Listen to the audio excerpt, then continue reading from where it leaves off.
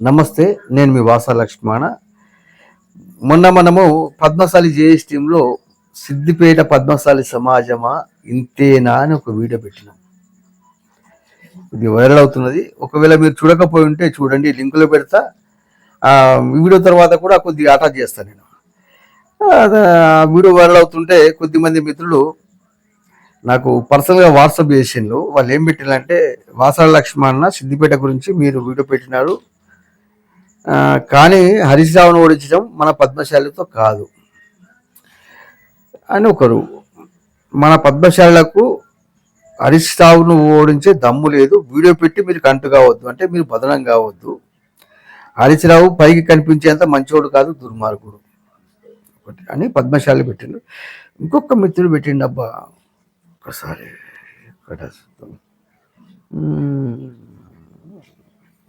ముదిరాజు సోదరుడు పెట్టిండు. ఓకే. వాసా లక్ష్మణ, నేను ముదిరాజును, మీరు సిద్దిపేట. వాసా లక్ష్మణ, నేను ముదిరాజును, మీ సిద్దిపేట వీడియో చూసిన హరీష్ రావు మన బీసీలను ఎదగనివ్వడని ఒక ముదిరాజు సోదరుడు పెట్టిండు. అంటే నేనేమంటున్నా అంటే, ఇలా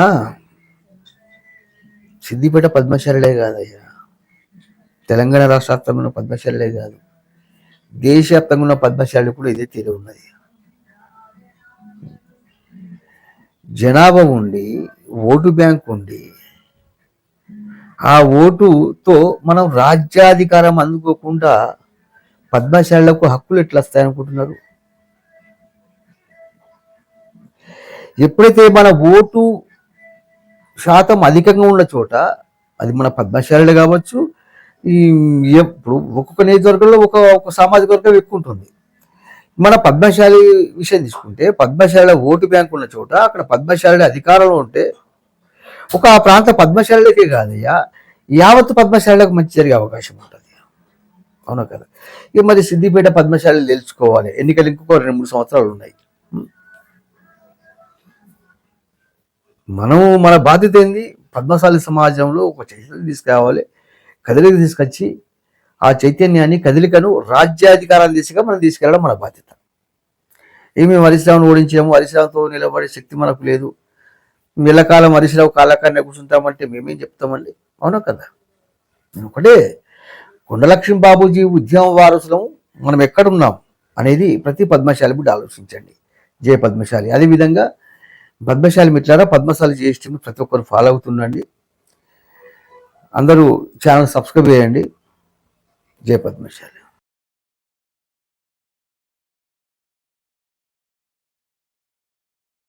సిద్దిపేట పద్మశాలి కుల బాంధవులారా, ఇంతేనా?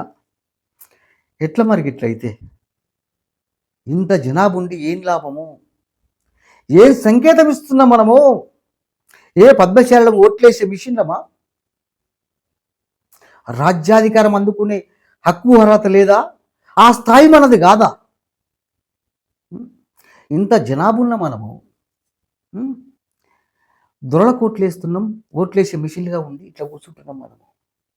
సిద్దిపేట విషయం తీసుకుంటే దారుణం. ఇట్లా ఒక పద్మశాలే కాదు, బీసీల పరిస్థితి అట్లే ఉన్నది. అది కల్వకుంట్రోళ్ళు గుత్తపట్టడం అయిపోయింది, సిద్దిపేటను గుత్తపట్టడం అయిపోయింది, కౌలు పట్టడం అయిపోయింది.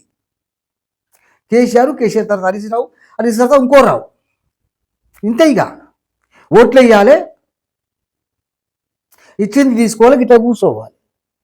ఇంత జనాభా ఉన్న మన పద్మశాలిలు ఎందుకు ఎమ్మెల్యే కావద్దు? మరి ఎమ్మెల్యే అయ్యే స్థాయి మనది కాదా? ఆ అర్హత మనది కాదా? ఓట్లేసే మిషన్లమేనా? బానిసలుగా మిగిలిపోదామా? బానిసలు మిగిలిపోతే రేపు పద్మశాలి భావితరాల పరిస్థితి ఏంటిది? ఒక్కసారి ప్రతి పద్మశాలి బిడ్డ ఆలోచించండి. ఖచ్చితంగా భవిష్యత్తులో గతం పోయింది.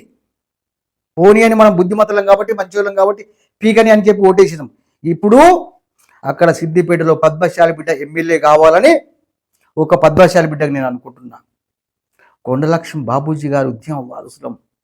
బాపూజీ గారి త్యాగం లేకుండా తెలంగాణ రాలేదు. మరి వచ్చిన తెలంగాణలో మన స్థితిగతులు ఏంటిది? ఎంతకాలం నిశ్శబ్దంగా ఉందాం?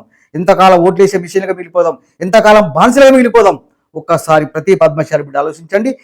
అన్నారు, ఒక పుస్తకం రాసిల్లండి. పద్మశాలి సమాజం ప్రమాదంలో ఉంది, 100% ప్రమాదంలో ఉంది.